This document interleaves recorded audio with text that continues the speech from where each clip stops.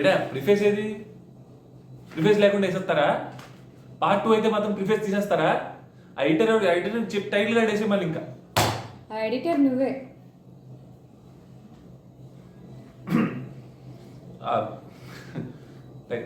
Title వస్తుంది. నమస్తే అండి, welcome to tedyCINEMAsaloon presents Aryan talks. నేను మీ Aryan.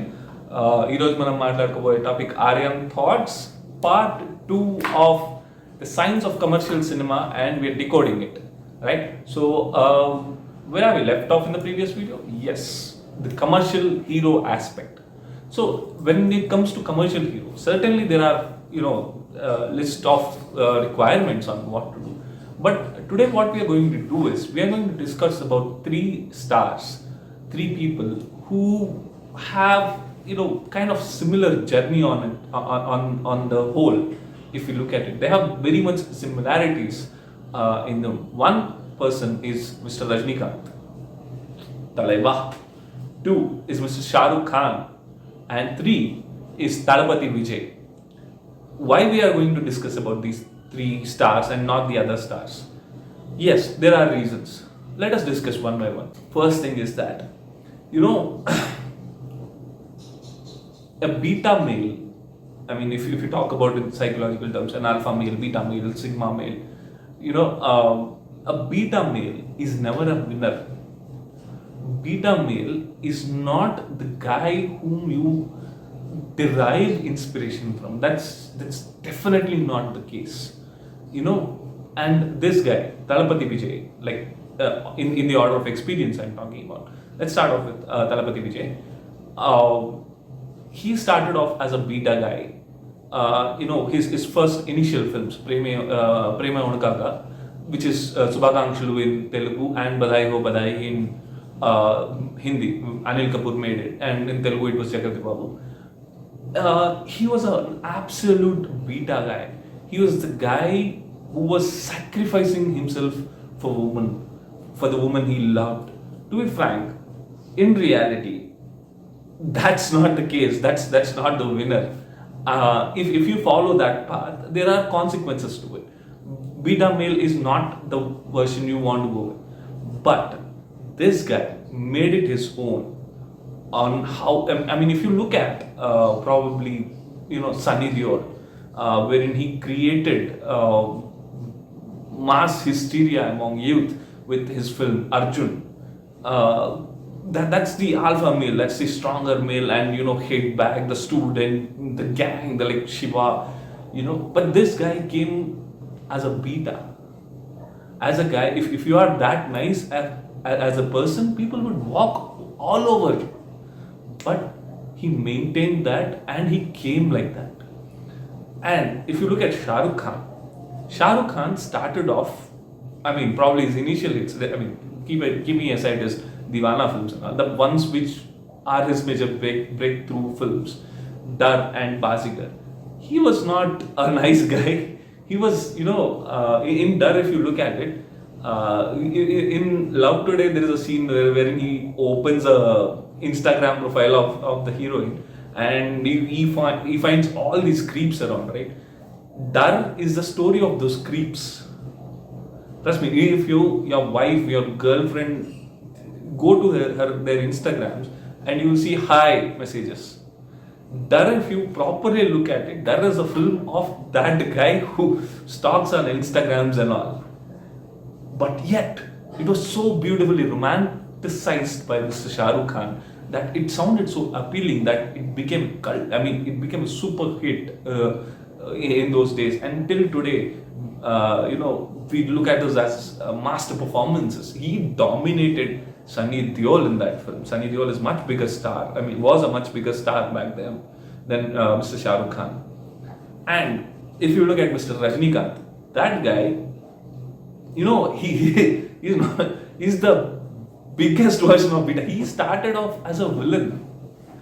Fun fact about all these 3 stars is everybody looked at them and said, no, this guy is not a hero material. He's not even, yuck. Thalapathy Vijay, he got criticized heavily for his looks in his first films. I mean, today if you look at it, he's altogether a different person altogether. But there's a reason why. The consistent trying. He kept updating himself. He tried multiple hairstyles. He sat down with cameraman, DOPs like Ravichandran and all, and discussed like this is how I want to be portrayed. This angle is not the one that is going to suit me. He an ultimately shy person with his hard work is wherever he is today. Fair enough. If you look at Shah Rukh Khan, Shah Rukh Khan, for all that cuteness, all that dimples, even in his initial days, he was told that, I mean, if you look at his pictures back in college, he was not a star material at all. He was not remotely close. He made himself appealing each time, each film. And same is the case with Mr. Rajinikanth. Rajinikanth, hey, come on. In those days when Shivaji Ganesan and MGR and even when Kamal Haasan got entered, Kamal Haasan was the most good looking man back then. Every girl would put her heart, for Kamal Haasan. That's his range. And this guy parallelly came up, trolled for his looks. This guy, a hero. He was started off as a villain. Not even the beta guy, not even the nice guy. He started off as a legit villain. So if you look at all these journeys of these people, and for whatever they are today, they are huge stars, humongous stars. They started off like this, which is an unconventional way for a commercial cinema. But they scored on relatability first. They started off with relatable characters. Let's say, what's this film? Poove Unakaga. Let's take this for example. I might have mispronounced in the earlier version, Preme Unakaga. It's Poove Unakaga. Sorry, my Tamil.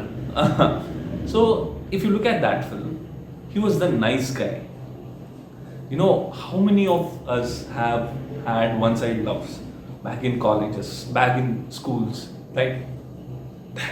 This guy was providing an absolute relatable material for all such one kind. When that scene happens, why did you do this? Who are you? He said, I did this for the girl I loved. Wait, you did this for the girl you loved? And she loves someone else. You want them to get married. And people went berserk. Relatability started from there. So journey of a commercial hero, if you look at it, the first step for any aspiring commercial cinema actor would be score on relatability. Same is the case with this guy, Shah Rukh Khan, Mr. Shah Rukh Khan. So what he did is, sure, they were creeps. Sure, they were not, not very good ones. But they were relatable. They were relatable as good because there are stalkers for us among us. And later on, apart from these two big hits, he did one more film in the following next 2 years, Dil Wale Dulhania Le Jayenge. Clean sweep, complete sweep. He's the one probably who started, not exactly started per se, who legitimized the respect for elders. He started respecting elders in his films, which is, I don't know, today if you make a film, it's always all rebel and all. But this guy maintained that.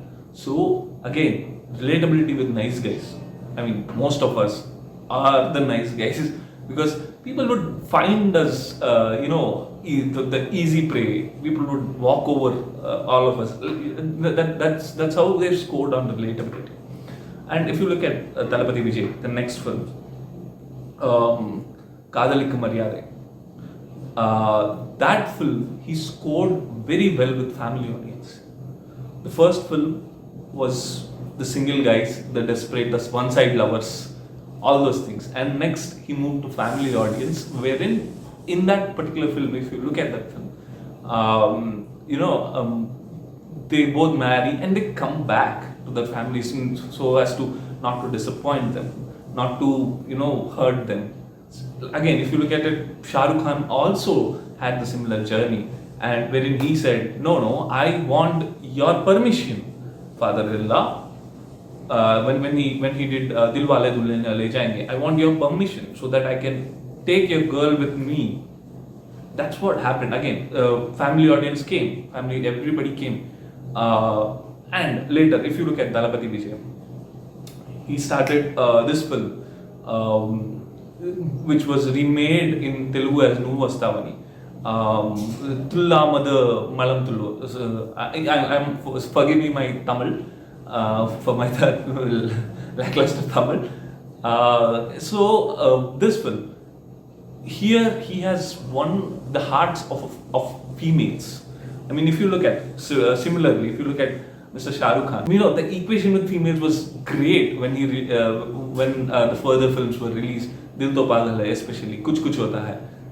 He stole the hearts of females. Same is the case with Talapathy Vijay. So, if you look at the trajectory, one by one, they started catering to individual sections of the societies, and they started gathering audience for themselves. They started getting love from every section of the society. That's how they've normalized themselves.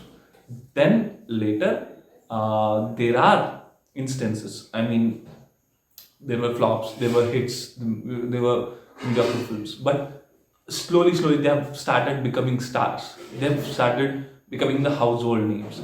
There was a point that wherein, no, we're not going to take Vijay's films at all by the distributors. Vijay's films were stopped, banned, yet that guy bounced back within a year with Kavalan.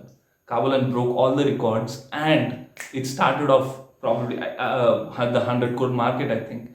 I mean, it grossed more than that. I might be misquoting. Sorry for that. But then it got remade in all the languages.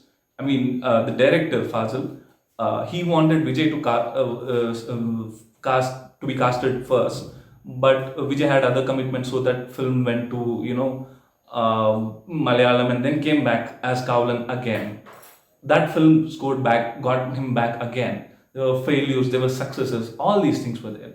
I mean, I understand people trolling Vijay for remaking most of the films. Yes, he does that. But fact of the matter is, he is the lucky charm for Telugu producers in Tamil.